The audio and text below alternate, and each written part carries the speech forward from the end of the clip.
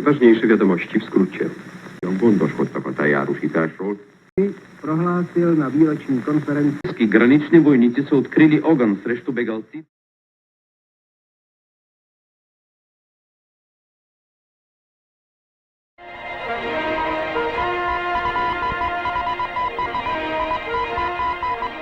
At the beginning of the Cold War, the United States government created Radio Free Europe and Radio Liberty, utilizing the responsibility of the press to conduct political warfare by providing citizens behind the Iron Curtain an alternative to state-sponsored news. In doing so, Radio Free Europe and Radio Liberty protected the right to receive differing perspectives. Their broadcasts provided political dissidents with a voice, allowing for state-suppressed information and democratic ideals to spread, playing a role in anti-communist revolutions that led to the fall of the Soviet Union. Today, Radio Free Europe and Radio Liberty continue to maintain the responsibility to protect the right to access information in countries where political opposition is suppressed.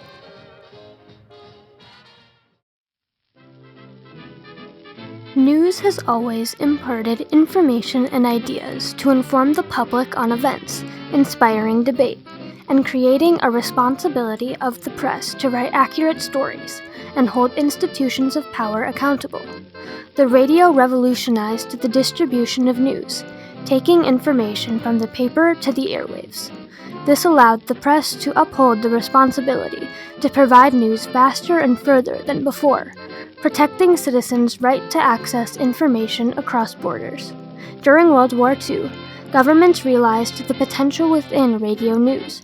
Radio Moscow, a radio station based in the Soviet Union, and Voice of America, an American station, were established to offer a different perspective for citizens in Nazi-occupied countries. In 1948, the United Nations, which included the United States and Soviet Union, wrote and ratified the Universal Declaration of Human Rights. This was an attempt to guarantee basic human rights worldwide after the atrocities of World War II. Article 19 of the Declaration stated, "Everyone has the right to freedom of opinion and expression. This right includes freedom to hold opinions without interference and to seek, receive, and impart information and ideas through any media and regardless of frontiers."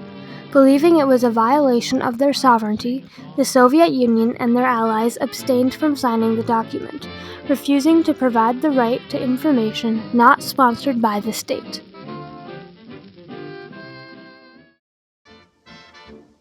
By 1950, a new conflict was underway, the Cold War. Tension between the Soviet Union and the United States grew over their conflicting ideologies and desire for global influence. Communist governments spread across Eastern Europe and created the metaphorical line between communism and democracy known as the Iron Curtain.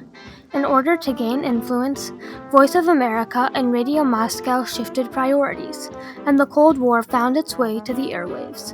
Voice of America highlighted a primarily American perspective, featured American reporters, and spread American propaganda to countries under communist totalitarianism in the Eastern Bloc.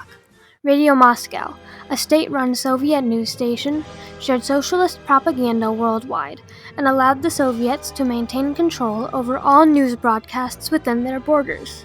As people fled communist countries for America, State Department employee George Kennan realized the potential influence immigrants could have on their former compatriots, fostering a shift in their perspective on communism. He recommended using the responsibility of the press to conduct political warfare through radio waves, utilizing soft power instead of active war. Kennan's idea was to empower the voices of immigrants to aid in the restoration of social, political, and religious liberties, differing from the role of Voice of America. He didn't believe you could persuade other countries, even if they had different opinions from you. He didn't believe the Americans had the right or the way to convince other countries to become just like the United States. Kennan's idea came to fruition in 1950, when a radio covertly funded by the CIA joined the Battle of Opinions, Radio Free Europe.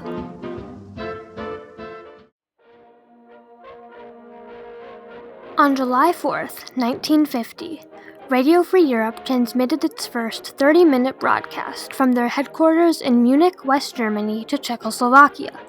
Later that year, frequent programs to Czechoslovakia, Hungary, Poland, Romania, and Bulgaria followed. These broadcasts included coverage on subjects such as science, sports, music, and most importantly, news not covered by state-controlled media. The USSR often tried to block Radio Free Europe's programs by broadcasting competing static noises on the same frequencies. This pressured Radio Free Europe to use other techniques to gain listeners in Eastern Europe. Beginning in 1951, Radio Free Europe sent 600,000 balloons over the Iron Curtain to Hungary, Czechoslovakia, and Poland. They dropped leaflets, pamphlets, broadcast schedules, and even cartoons in heavily populated areas and remote places where radios weren't as common. The totalitarian governments attempted to shoot the balloons down, still withholding citizens' right to information. As Radio Free Europe continued to develop a listener base, in 1953 Radio Liberty, a separate radio station also funded by the CIA, began broadcasting specifically to the USSR. Both stations used the responsibility of the press to fulfill the right to receive alternate perspectives established in the Universal Declaration of Human Rights.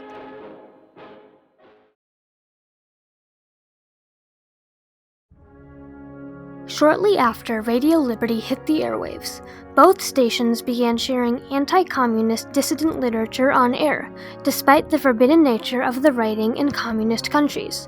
This allowed listeners to access banned publications and spread powerful messages of hope and resistance. This hope sparked the Hungarian Revolution of 1956, counter to the principles of Radio Free Europe's policy of liberalization over liberation. One broadcast suggested that Western aid was forthcoming. After the failed rebellion that followed, many blamed Radio Free Europe for the bloody uprising. After investigation, Radio Free Europe was cleared of this implication, and they re-emerged as a more professional news organization. As protests and rebellions occurred throughout the Eastern Bloc, Radio Free Europe and Radio Liberty kept their listeners updated on successes and failures they would have been restricted from knowing under state-sponsored news outlets. This allowed listeners to connect to resistance efforts and played a key role in sparking democratic movements, weakening communist regimes over time.